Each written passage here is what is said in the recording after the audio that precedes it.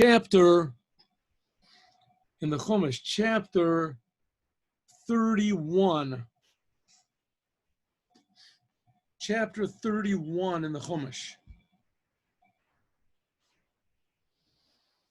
The book of Numbers, chapter 31, sentence number 1. Are you putting it up, or do you want me to put it up? I am not putting it up. I'll put it up. I didn't find it. I did find, really not so, you'll see what I did find. I found the Alter Rebbe Shulchan Aruch, but a terrible printing. It must be like one of the first printings of the Shulchan Aruch. I don't know why in the world they decided to use this one. But anyway, you'll see. We'll get to that when we come to it.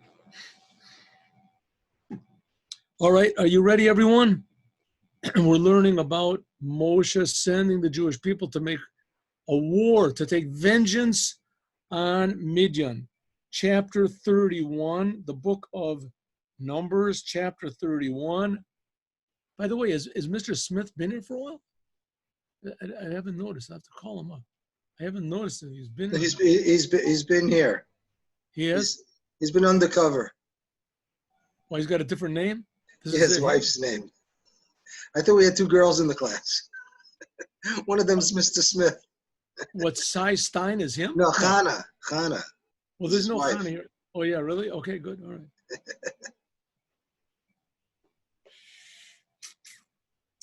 Lamed Aleph, chapter 31, in the book of Numbers. Vayedaber Hashem al Moshe lemor, God spoke to Moshe to say, Nakom nikmat, revenge, take the revenge of the Jewish people from the Midianites. Achar, and afterwards, te'asef el amecha, and afterwards you will die. Not very much of a motivating speech, huh? God gives him. Let's look at Rashi.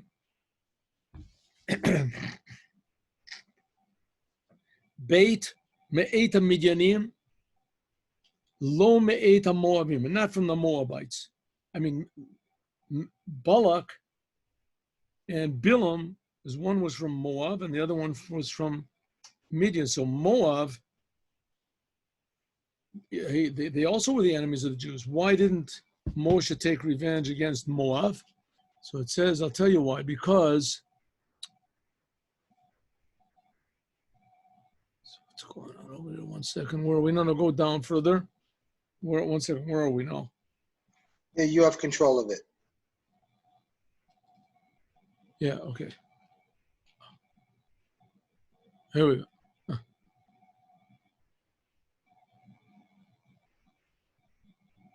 No. This is today's, and what we want to do is the end of yesterday's.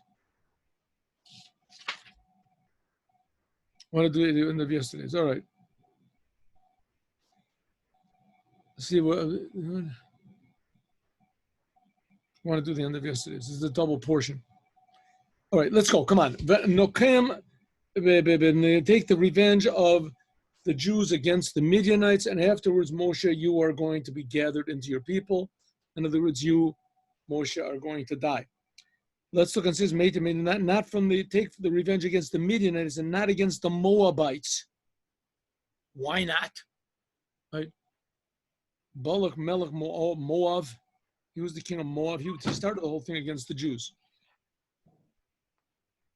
It says, take revenge against the Midianites, but not against the Moabites. Why not? They were equally the enemy of the Jewish people. They all wanted to Moabim nichnasu ledavar machmas yira, because the Moabites, it says Balak Melech Moab, he was afraid of the Jews.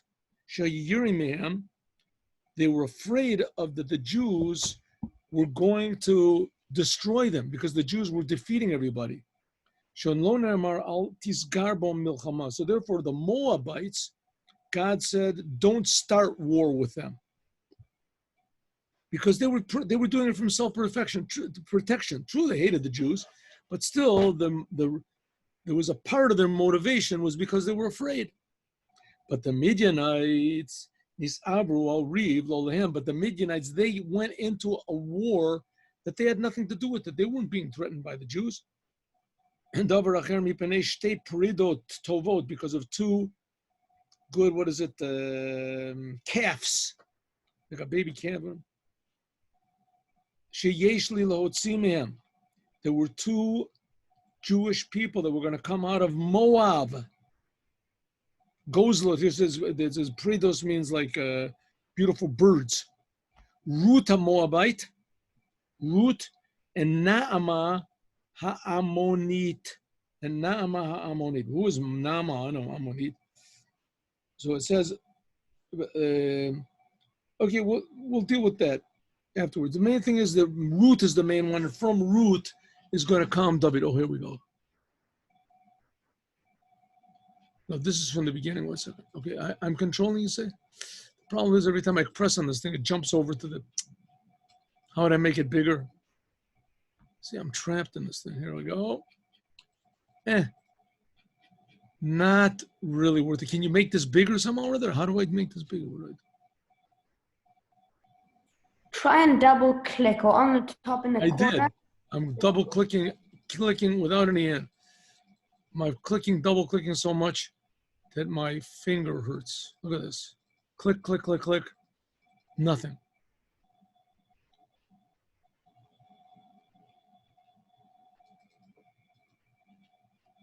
Oh, come on, let's go.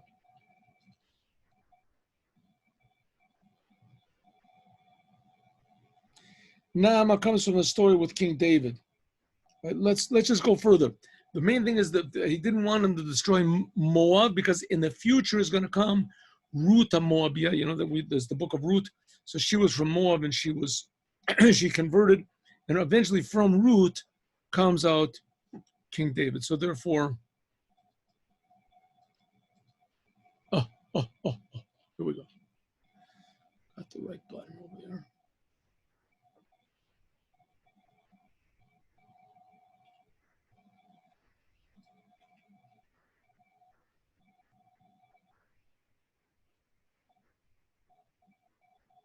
Okay, there we are. Now we finally found it. After all this, Vayadaber Hashem Moshe, God said to Moshe, take the revenge of the Jewish people. Vayadaber Moshe al-Am, Moshe spoke to the Jewish people saying, Hechaltzu meitchem. Hechaltzu meitchem means arm yourselves. Arm yourselves on Hashem, take people to make a war. V'yu al Midian. And they should war against Midian, Latate Nikmas Hashem and Midian, the revenge of God on Midian. Now, if you remember what happened was that Bilam gave the advice that the Midianites should dress their daughters up and make the Jews sin with them. And because of that, there was a tremendous plague in the Jews, but it worked. So now he said, okay, now we're going to take revenge on him. We're going to kill Bilam.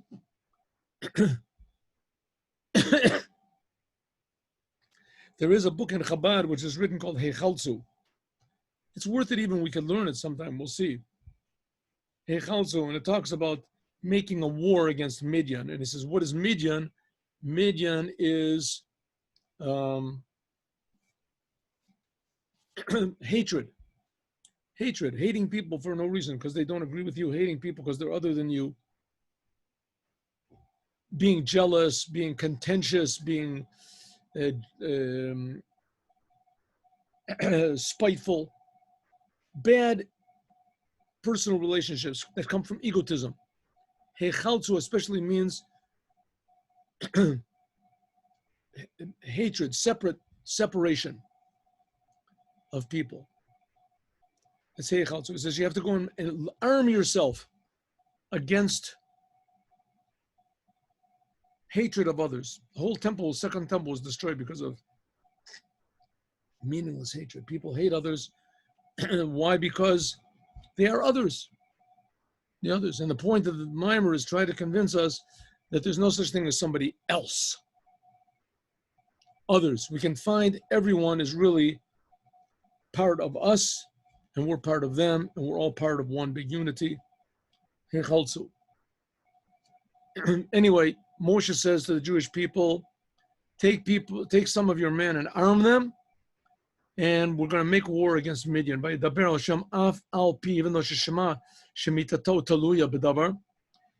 Moshe heard from God that when he makes a war against Midian, and he succeeds, as soon as this war is finished, he's going to die. He was happy to do what God wanted.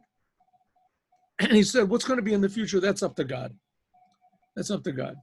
Right? A normal person would say, what are you telling me, God? I should make a war against the Midianites, and then I'm going to die. When I make a war against the Midianites, I forgot I have to do something. I got to write this paper, and then after that I have to call up someone. And you know what? I'll do this, make this war like next week, and I got to sharpen my sword. That old sword. Maybe I got to buy a new one. I'll do it next month. So a normal person would put this off. Moshe Rabbeinu did not put it off. He was happy to do the war. He's going to die afterwards. That's God's business. It's not my business. Hechalzu katargamo. Lashon chalutzei tzava means mizuyanim, means armed, to have weapons. Anashim says, what did Moshe say? Hechalzu meitchem anashim, take anashim. Man, it means tzaddikim. B'chein, it also says, bachar lanu anashim. It says later anashim to go and make a war against Amalek. And also it says anashim chachamim yodim, and God says to Moshe to pick people who will be the judges, heads of the tribes, etc. They have to be, anashim means tzaddikim. Tzaddikim means people that they're always concerned with what God wants. And they're always concerned about doing what God wants. Take the revenge, nikmas Hashem. What type of revenge? The revenge of God. Sha'omed keneged Yisrael ke'ilu omed keneged HaKadosh Baruch Hu. Those who hate the Jews hate God. You see people hate the Jews, and it's a bit strange, right? You think about it. What do people hate the Jews for? Really, it is quite bizarre if you think about it. I mean, the Jews, like in Germany, for instance, that was like the example of hating Jews for no reason, just no reason, and everybody hated them. It was just, it was the most popular pastime. It was just a understood. You close all the Jewish stores and make bans. There was the Nuremberg laws and all these things. Hate the Jews badly. Now starting in America, hate the Jews. Okay, good. You want to hate the Jews? Why?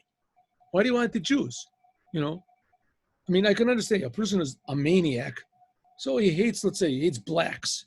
Why does he hate them? Because they're blacks. I hear about a black person, you got to hate him, right? Okay, that's insane, but at least there's something there to hate. He doesn't like black. So the guy needs a doctor, but at least there's something there. This sets him off, the color. What sets him off with a Jew? The Jews are a different color than anybody else. They're the same, look at the same, they act the same. They're exactly the same. No, it's a Jew. Finds out they're a Jew. So the answer is, why do people hate the Jews? One of the reasons is because they hate God. They hate God. People don't like to be controlled. People want to be free, do what they want to, and God is saying you can't do what you want. Can't do what you want. You can't kill, you can't steal, you can't commit sexual crimes. You have to you can't make abortions, can't do it. Who are you telling me I can't do it? God, the God of the Jews, Bible. So even the Jews that don't want to have anything to do with God, it's still the representatives, even if they don't care. So that's what he says over here. Anyone who God says, take my revenge against the Midianites. Why? Because anyone who doesn't like the Jews, who makes war against the Jews, is making war against God. Dalet, Elef Lamata, Lekol Matos Yisrael, Tishlechu L'Tzava. Take 1,000 people from every tribe, including the tribe of Levi. So there were 12,000 warriors. Yisrael. This is telling you the praise of the leaders, the shepherds of the Jewish people. Kama God loves them. Chavivim al Yisrael. How much God loves them, how much the Jews love them. Ad shelo sham'u b'misaso ma'hu omer od me'at v'skaluni. Look at this. Before everybody heard that Moshe was going to die, as Moshe said, God, you got to help save me from the Jewish people. They're going to stone me in a second. They hate me. And as soon as they heard that Moshe is going to die after they fought this battle, they didn't want to go. Until they were forced to go. That's what it says. They were forced to fight. As soon as they heard that Moshe was going to die after they finished, they didn't want to fight. And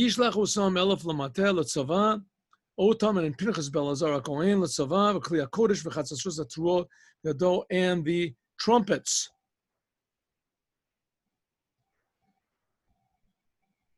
So it says, why did it tell him that he went with Pinchas? This is telling you that Pinchas was equal to all of them. Pinchas was equal to everybody. 12,000 men. Why did Pinchas actually go? Why didn't Elazar go? Pinchas ben Elazar, that's his father. God said, the one who began the war against Midian, he was the one that he stabbed this Cosby, the princess of Midian.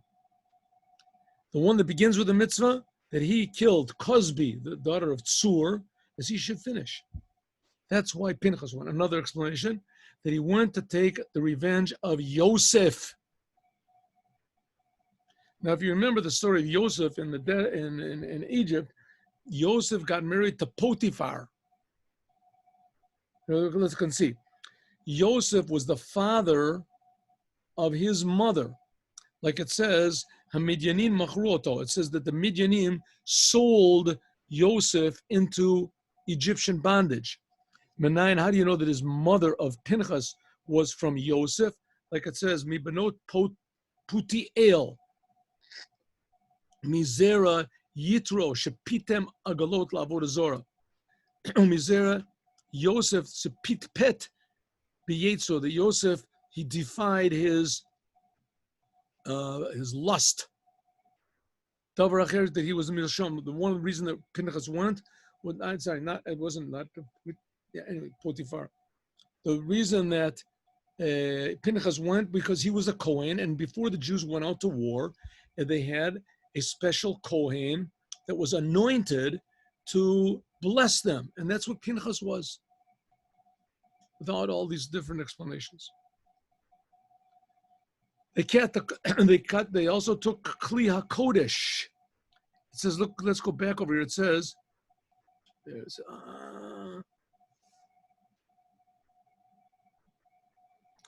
Vayishlach otam Moshe, we're going back to the sentence, and they went Pinchas ben Elazar, and the Kli HaKodesh, and the holy vessels, and the trumpets. Okay, what does he have to take the holy vessels for?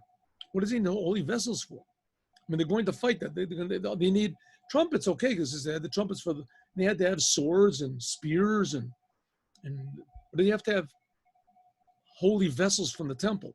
So it says, this is the Aron and the Tzitz. They took out the ark with the tablets in it, and the Tzitz. The Tzitz was on the forehead of the high priest, was what was called the Tzitz. It said Kodesh LaHashem. Shoya Bilam, because Bilam was a big magician, right? So Bilam, he was helping out the Midianites. Listen to this. A little sort of science fiction over it. Science, not fiction, but it's reality. Bilam, he was on the side of the Midianites, and he was making them fly in the air, b'kashafim, with sorcery. And Bilam also was flying in the air together with the soldiers of Midian, that he made them fly up in the air. Huh? Pinchas, Pinchas, if you remember, he was a Kohen, right? So he showed them this ornament that they put on the forehead of the high priest. It says on there, Kodesh Lashem, holy to God, tzitz. Shashem Chakukbo, that the name of God was how do you say, carved into it. Ve'im no fleem. And when they saw this, they would fall down from heaven, the sky. Lochach, therefore it says on the Chalalim, B'malchim Midyan, Shenoflim ala Chalalim. The dead people would fall on top of other dead people. Remember, they would fall from the air. And also Bilam, it says, ala Chalalim. That El Chalalim, that Bilam would fall down from the air where they were flying around over there, trying to attack the Jews. Little did they know that he had this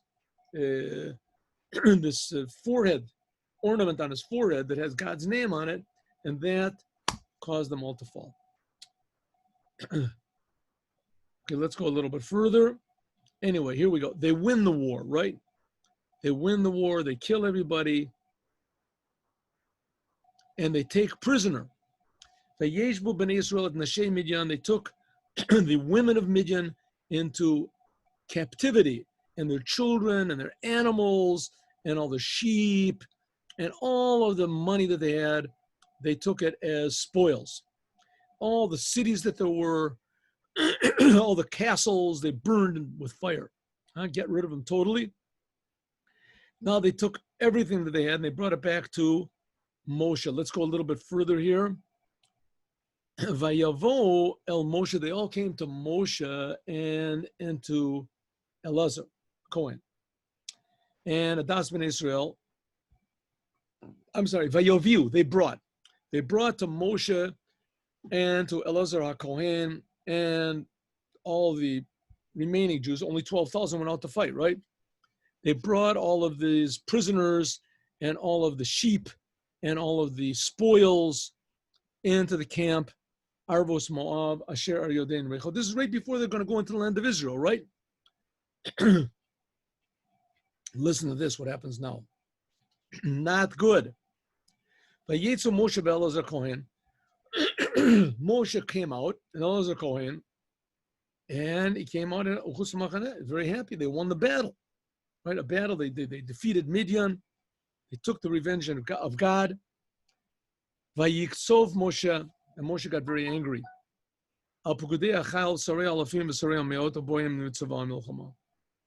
Moses got very angry.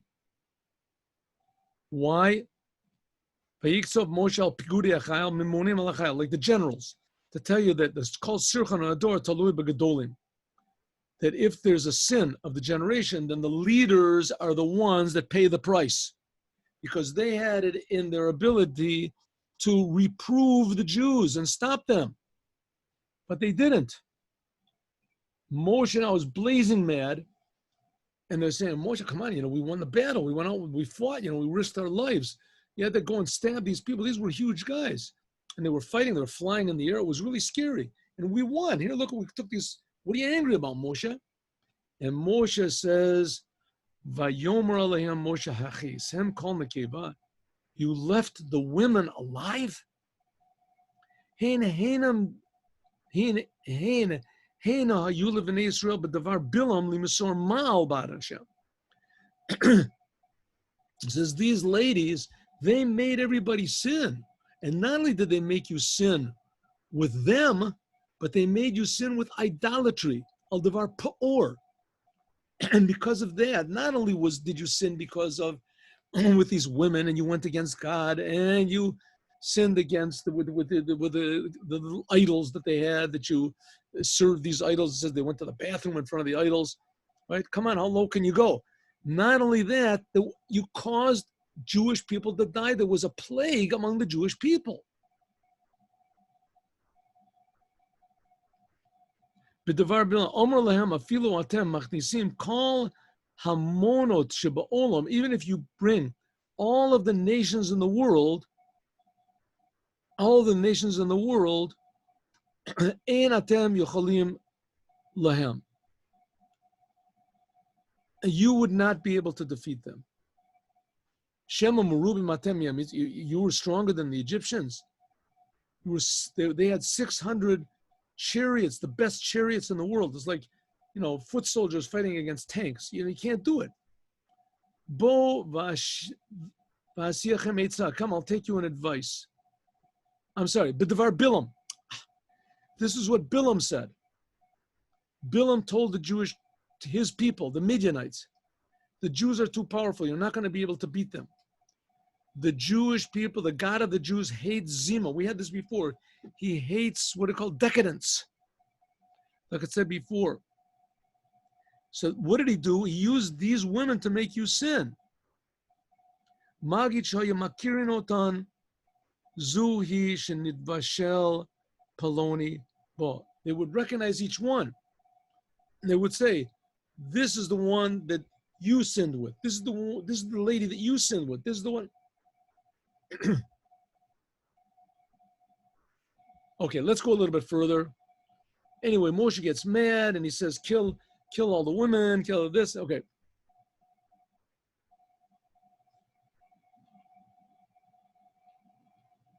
Okay, now we're going to get down to here. This is the part I wanted to get to. Chaf Aleph. Vayomer Elazar Kohen al Anshe Hatzava. After this whole thing, then Moshe gets blazing mad and he says, kill all the women and kill all this. And the Vayomer Elazar Kohen el Anshe Hatzava, to these 12,000 men that just came back from war. And he said, listen, fellas, you all touched dead bodies. Everybody touched a dead body. This is the law of purity that God spoke. And now he's going to give the laws of what's called Gi'ule Nachrim. He's going to say like this. Anybody who touched a dead body, then you have to sprinkle on yourselves the ashes of the red cow. And if you take any of the vessels that you took from the non-Jews, as you'll have to kosher them because they have the taste of not kosher food in the walls. So if these vessels were used in fire and they got the taste of this not kosher food through fire, then only fire will take it out. It's called giuli, hagala. Hagala is usually used just for water, but really that's also hagala. Hagala means to spit out. And if the vessels, they got the taste of the rabbits, who knows what they cooked in these things, in the pots, is you have to take the bad taste out by water. That's all these laws about how to kosher your kelim, your vessels, before Passover come from here. The question is, why did Elazar HaKohen, why did he say these laws? The whole entire Torah is God speaking to Moshe and Moshe saying the laws. All of a sudden here, it says, Vayomer Elazar HaKohen, right? First of all, what happened? The Jewish people went out, they fought a war against Midian. Then next, the Jewish people came back and they had been successful, right? Then what comes next? Moshe gets mad at them. What did you keep the ladies alive for? These women made you sin. They made you worship idolatry. They made you... Moshe got mad. All of a sudden, the next comes a law. The people that went out to war, they were impure. They had touched dead bodies. If a Jew touches a dead body, even a non-Jewish dead body, he becomes impure.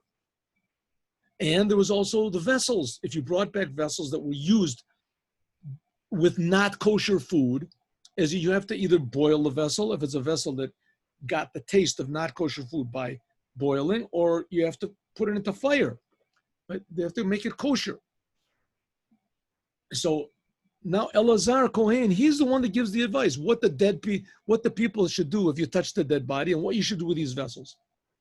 Says Rashi, Vayomer Elazar Kohen, Lefisha bo Moshe liklal kas, bo liklal ta'ut. Because Moshe got angry, so he made a mistake. What did he make a mistake? There was concealed from him the law of how to kosher vessels. How to make vessels kosher. So you find the same thing in the 8th day of the inauguration, like it says, Vayiksof al Elazar v'al Tamar, that Moshe got mad on Elazar v'Tamar because they didn't eat one of the sacrifices because they were mourning for their brothers. because he became angry, therefore he made a mistake. And also there's another time when Moshe became angry was when the Jewish people were complaining about the water, that there was no water. Miriam died and the water stopped from the rock. So Moses and everybody was complaining. And Moshe said, you miserable people, what are you angry about? You think I can bring water from this rock? Watch this. And he hit the rock and sure enough water come, but he was supposed to speak to the rock. Because he got angry, therefore he made a mistake. Okay, the Rebbe points out something very interesting over here. What type of mistake? There's another language that's something like this. And it says, because Moshe got angry, therefore he forgot. Moshe klal kas boli klal shechacha. Usually it says that Moses, because he got angry, the anger caused him to forget a law. And here it seems that that's what happened. What happened?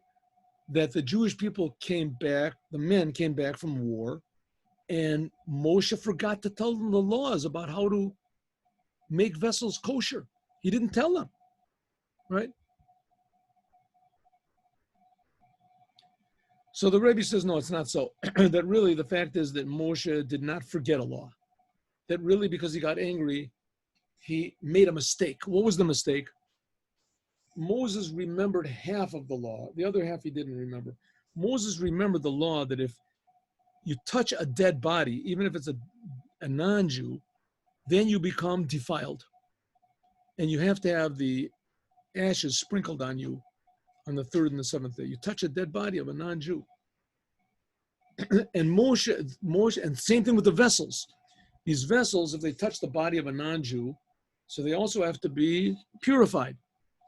Moshe thought that if sprinkling on these vessels, what we learned before, remember in Parshas Chukat,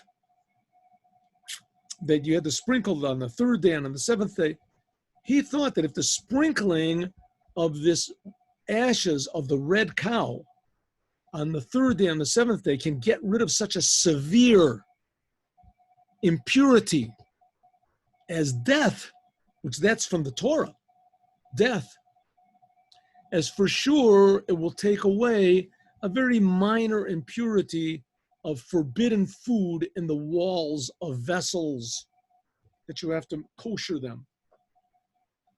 In the language of the Gemara, Bechlal Matayim Mana, he thought that within 200 is 100. In other words, if you can sprinkle these ashes and it gets rid of the impurity of death, for sure it gets rid of the forbidden taste from the walls. And that's a mistake. It's not that he forgot, it's that it became a mistake. He knew that there was impurity in the walls and he knew he had to take it out, but he made a mistake and he thought that the bigger impurity, removing the bigger impurity, will automatically get rid of the smaller impurity. But it won't. And the Rebbe says from this we can learn a very, very important lesson in our own personal lives. A person can fix himself up in a general way, in a big way, in a massive way. Right? Before I wasn't doing Torah, I wasn't doing the commandments, I was no Jewish identity, and now look at me here. I'm doing the Torah, I'm doing the commandments, I'm learning, I'm praying, I look like a Jew, I act like a Jew, I talk like a Jew, and therefore I'm 100% okay. This is good. You've taken away the general impurity, but there's still details you have to get rid of. You have to get rid of the taste of the, what do you say, the forbidden taste which is inside of you. It could be that you're doing all these things, but you know, there's certain things that get you mad. Of course, it's only Torah things. Only godly things. Right? Could be the things that you can make you hate another person. But of course, you know, Torah, you can make all sorts of excuses. The fact of the matter is yes, you can be pure on the outside and 100%, you're doing Torah mitzvahs, but you still have a bad taste inside of you. So that you have to do a special work on. It's not enough just to sprinkle the ashes of the red cow and remove the impurity of death. Now I am attached to the Lord. I do Torah, I do commandments, I this. That's very nice. But it could be that you're still got a terrible personality and you're still a disgusting person and that you have a bad taste. So you have to work on yourself really hard in order to get rid of this, because that's the same, and don't worry about it, because that's the same mistake that Moses made.